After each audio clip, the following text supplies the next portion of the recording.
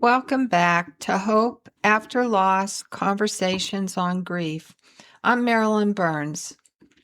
In our last episode, I shared a little about my story, about my son Chris, and what brought me here. Today, I want to talk about something that many people experience in grief, but don't always understand, and that is what is happening in our emotional brain. Mental health calls that the amygdala, and if you want to shorten it, Amy.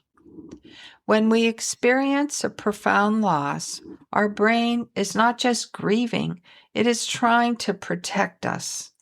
And that's really important to remember. And we'll talk a little more about that. Sometimes the very system designed to keep us safe can make us feel like we are falling apart. We're not only dealing with the issues that are going on in our life, but we're also having to micromanage all of the thoughts that at times can paralyze us. Grief can feel overwhelming, confusing, even frightening.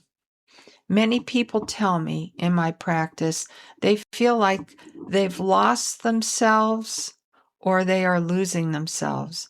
And in many ways, that's exactly what it feels like. And as I said, you're not just dealing with what's going on a day-to-day basis, which means you're living a pretty unstable existence at that point in time. But you're also dealing with these very intrusive, rewind, replay, repetitive thoughts that are very, very, very disturbing. There's a part of our brain, the emotional brain, that's Amy, that scans for danger. When it senses that something overwhelming, it goes into protection mode. And I'm telling you, we've got to be very, very mindful of this because it's happening more than you realize. Your anxiety level, no doubt, is going to increase. How could it not? You're scared. You're worried. You're fearful of what's going to happen next. You're afraid you're going to get the call. There's so much going on, and it's all going on at once, and your mind is racing with it. It's like a racehorse, you know? You can't slow it down. Now, when that happens, guess what? The amygdala gets triggered. It starts to heat up. And when it does, it's going to send all kinds of thoughts and messages to you to consider. Not because it's trying to destroy you. It wouldn't be a part of our system if it was intended to do that. But I do believe that it's trying to communicate in the only way that it can, and that is through its thoughts, and the thoughts are going to be pretty negative. Loss feels a lot like danger to the brain.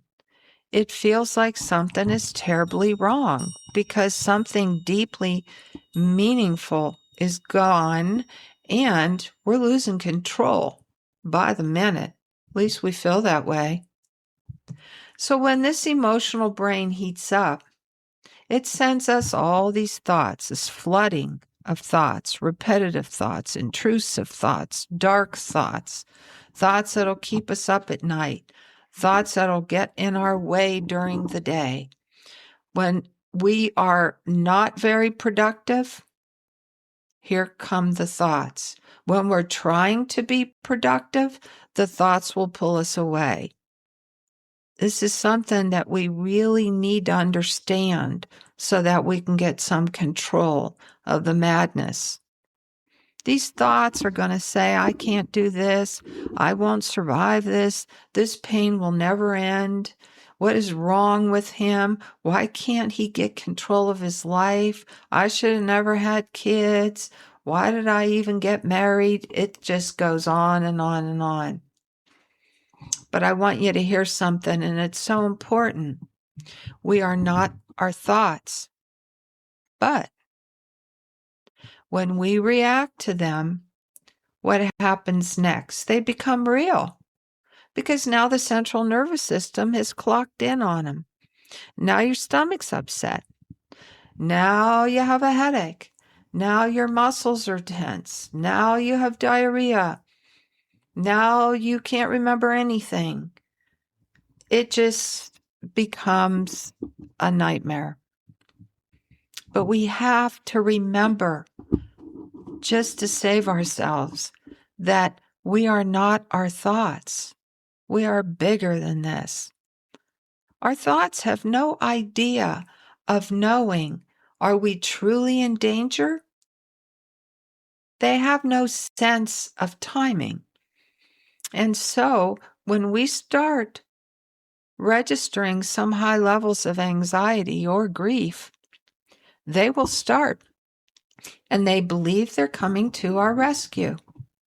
And that's our amygdala. That's our Amy. But the interesting thing about it is that when that emotional brain heats up, the part of the brain that's really important so that we can change how we feel by looking at options, by bringing options into our awareness, by saying it'll be okay. If this happens, I'll call this person, so on and so forth, our problem-solving mechanism. It's offline. It goes to sleep. And so what are we stuck with? But these repetitive, intrusive thoughts that are very disturbing. And you have to remember that these thoughts are coming from your brain that's trying to protect you, not from your strength and not from the truth. So when we go into shock, okay, our senses can shut down.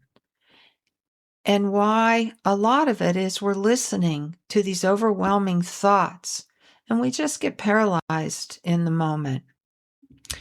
I remember a really special moment in time, and it was, shortly after, I guess, my son Chris passed away, and I was completely oblivious to the things around me. And why? Because I was in my head. I was listening to my thoughts.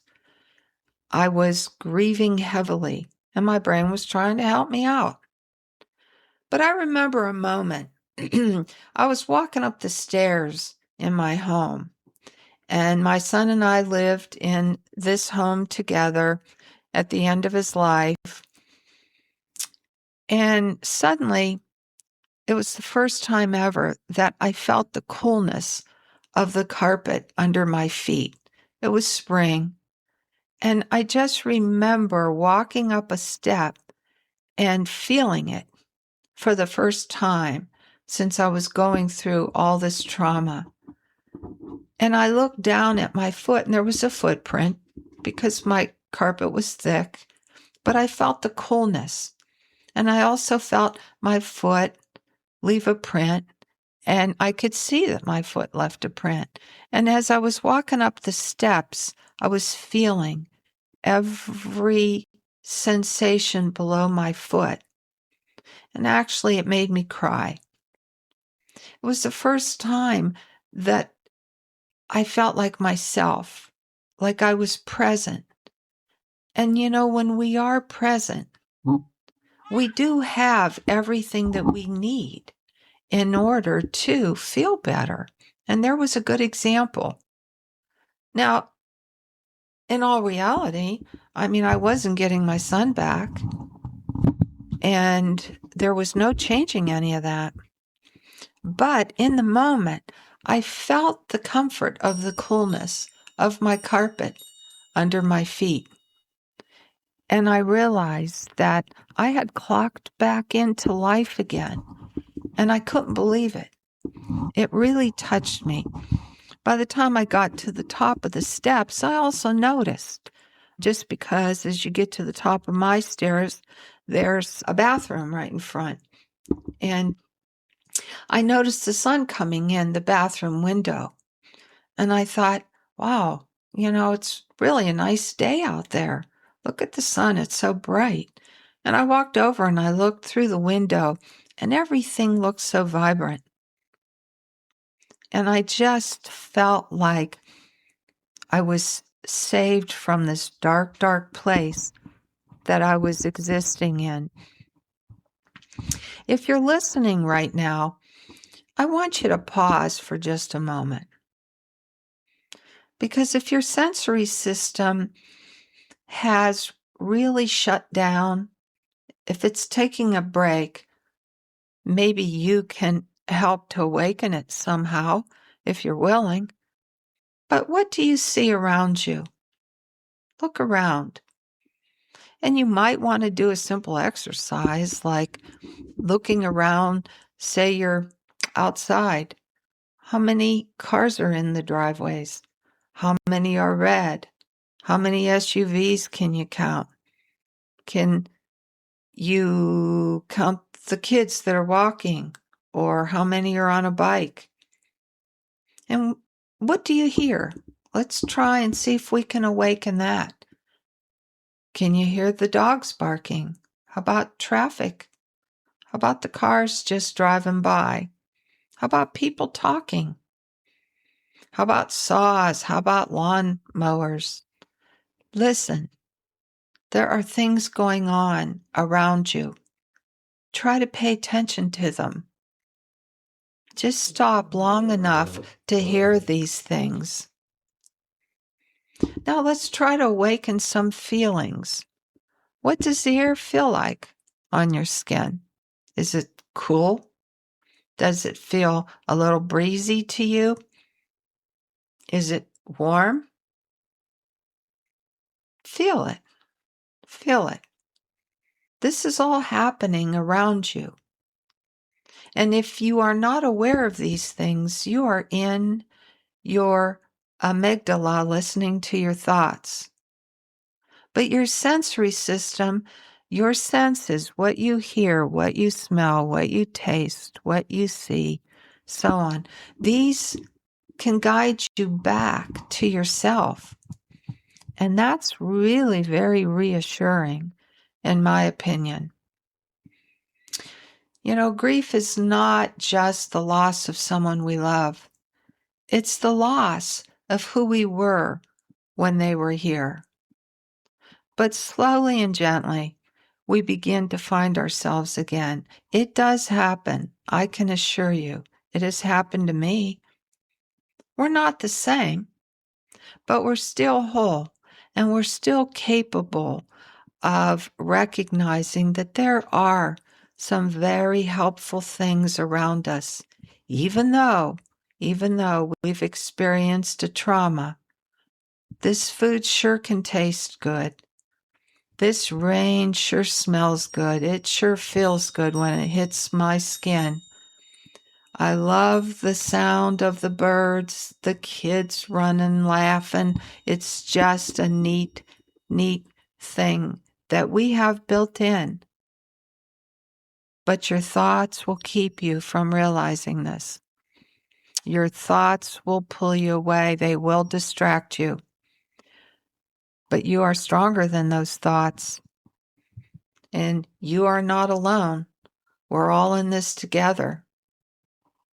This is Hope After Loss, and I'm so glad you're here.